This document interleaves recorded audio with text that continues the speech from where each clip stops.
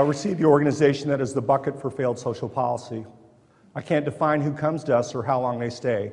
We get the people for whom nothing else is work, people who have fallen through all the other social safety nets. They can't contain them, so we must. That's our job. Contain them, control them. Over the years, as a prison system, as a nation, and as society, we've become very good at that. But that shouldn't make you happy. Today, we incarcerate more people per capita than any other country in the world. We have more black men in prison today than were under slavery in 1850. We house the parents of almost 3 million of our community's children, and we become the new asylum, the largest mental health provider in this nation. When we lock someone up, that is no small thing. And yet, we are called the Department of Corrections. Today, I want to talk about changing the way we think about corrections. I believe, and my experience tells me, that when we change the way we think, we create new possibilities or futures, and prisons need a different future. I've spent my entire career in corrections, over 30 years. I followed my dad into this field. He was a Vietnam veteran. Corrections suited him. He was strong, steady, disciplined. I was not so much any of those things, and I'm sure that worried him about me. Eventually, I decided if I was going to end up in prison, I better end up on the right side of the bar. So I thought I'd check it out, take a tour of the place my dad worked, the McNeil Island Penitentiary. Now, this was the early 80s, and prisons wasn't quite what you see on TV or in the movies. In many ways, it was worse. I walked into a cell house that was 5 tiers high. There were 8 men to a cell. There were 550 men in that living unit. And just in case you wondered, they shared one toilet, no small confines. An officer put a key in a lockbox, and hundreds of men streamed out of their cells. Hundreds of men streamed out of their cells. I walked away as fast as I could.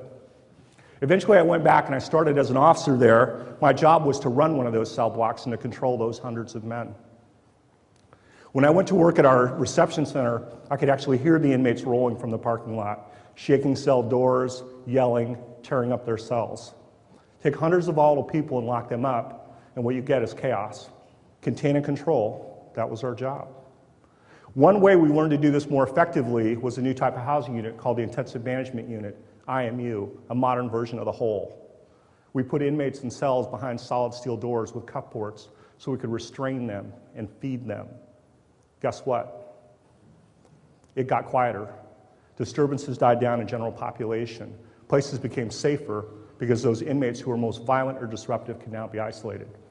But isolation isn't good. Deprive people of social contact and they deteriorate. It was hard getting them out of IMU for them and for us. Even in prison, it's no small thing to lock someone up. My next assignment was to one of the state's deep end prisons where some of our more violent or disruptive inmates are housed. By then, the industry had advanced a lot, and we had different tools and techniques to manage disruptive behavior. We had beanbag guns and pepper spray and plexiglass shields, flashbangs, emergency response teams. We met violence with force and chaos with chaos. We were pretty good at putting out fires. While I was there, I met 2 experienced correctional workers who were also researchers, an anthropologist and a sociologist.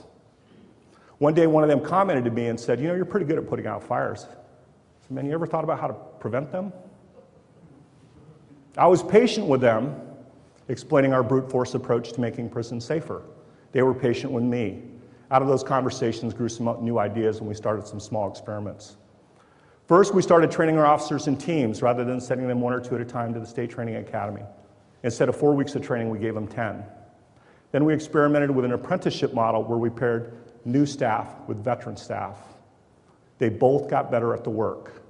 Second, we added verbal de-escalation skills into the training continuum and made it part of the use of force continuum. It was the non-force use of force. And then we did something even more radical. We trained inmates on those same skills. We changed the skill set, reducing violence, not just responding to it. Third, when we expanded our facility, we tried a new type of design. Now, the biggest and most controversial component of this design, of course, was the toilet. There were no toilets. Now, that might not sound significant to you here today, but at the time it was huge. No one had ever heard of a cell without a toilet. We all thought it was dangerous and crazy. Even 8 men to a cell had a toilet. That small detail changed the way we worked. Inmates and staff started interacting more often and openly and developing rapport. It was easier to detect conflict and intervene before it escalated. The unit was cleaner, quieter, safer, and more humane. This was more effective at keeping the peace than any intimidation technique I'd seen to that point. Interacting changes the way you behave, both for the officer and the inmate. We change the environment and we change the behavior. Now, just in case I hadn't learned this lesson, they assigned me to headquarters next. And that's where I ran straight up against system change. Now, many things work against system change: politics and politicians, bills and laws, courts and lawsuits, internal politics. System change is difficult and slow, and oftentimes it doesn't take you where you want to go. It's no small thing to change a prison system.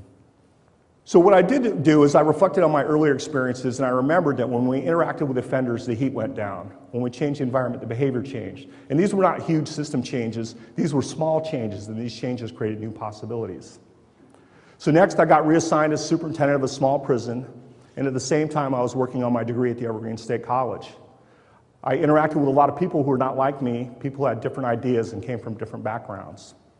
One of them was a rainforest ecologist. She looked at my small prison, and what she saw was a laboratory. We talked and discovered how prisons and inmates could actually help advance science by helping them complete projects they couldn't complete on their own, like repopulating endangered species, frogs, butterflies, endangered prairie plants. At the same time, we found ways to make our operation more efficient through the addition of solar power, rainwater catchment, organic gardening, recycling. This initiative has led to many projects that have had huge system-wide impact, not just in our system, but in other state systems as well. Small experiments making a big difference to science, to the community. The way we think about our work changes our work. The project just to make my job more interesting and exciting. I was excited. Staff were excited, officers were excited, inmates were excited. They were inspired. Everybody wanted to be part of this. They were making a contribution, a difference, one they thought was meaningful and important. Let me be clear on what's going on here, though. Inmates are highly adaptive. They have to be. Oftentimes, they know more about our own systems than the people who run them. And they're here for a reason. I don't see my job as to punish them or forgive them. But I do think they can have decent and meaningful lives, even in prison. So that was the question. Could inmates live decent and meaningful lives? And if so, what difference would that make? So I took that question back to the deep end, where some of our most violent offenders are housed. Remember, IMUs are for punishment. You don't get perks that are like programming. That was how we thought. But then we started to realize that if any inmates needed programming, it was these particular inmates. In fact, they needed intensive programming. So we changed our thinking 180 degrees and we started looking for new possibilities. What we found was a new kind of chair. Instead of using this chair for punishment, we put it in classrooms. Okay, we didn't forget our responsibility to control, but now inmates could interact safely face-to-face with other inmates and staff. And because control was no longer an issue, everybody could focus on other things, like learning. Behavior changed. We changed our thinking and we changed what was possible, and this gives me hope. Now, I can't tell you that any of this stuff will work. What I can tell you, though, it is working. Our prisons are getting safer for both staff and inmates. And when our prisons are safe, we can put our energies into a lot more than just controlling. Reducing recidivism may be our ultimate goal, but it's not our only goal. To be honest with you, preventing crime takes so much more from so many more people and institutions. If we rely on just prisons to reduce crime, I'm afraid we'll never get there. But prisons can do some things we never thought they could do. Prisons can be the source of innovation and sustainability, repopulating endangered species and environmental restoration. Inmates can be scientists and beekeepers, dog rescuers. Prisons can be the source of meaningful work and opportunity for staff and the inmates who live there. We can contain and control and provide humane environments. These are not opposing qualities. We can't wait 10 to 20 years to find out if this is worth doing. Our strategy is not massive system change.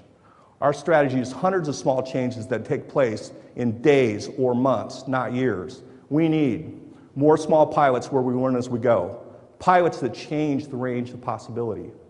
We need new and better way to measure impacts on engagement, on interaction, on safe environments. We need more opportunities to participate in and contribute to our communities, your communities. Prisons need to be secure, yes. Safe, yes. We can do that. Prisons need to provide humane environments where people can participate, contribute, and learn meaningful lives. We're learning how to do that. That's why I'm hopeful. We don't have to stay stuck in old ideas about prison. We can define that. We can create that. And when we do that thoughtfully and with humanity, prisons can be more than the bucket for failed social policy. Maybe finally we will earn our title, a Department of Corrections. Thank you.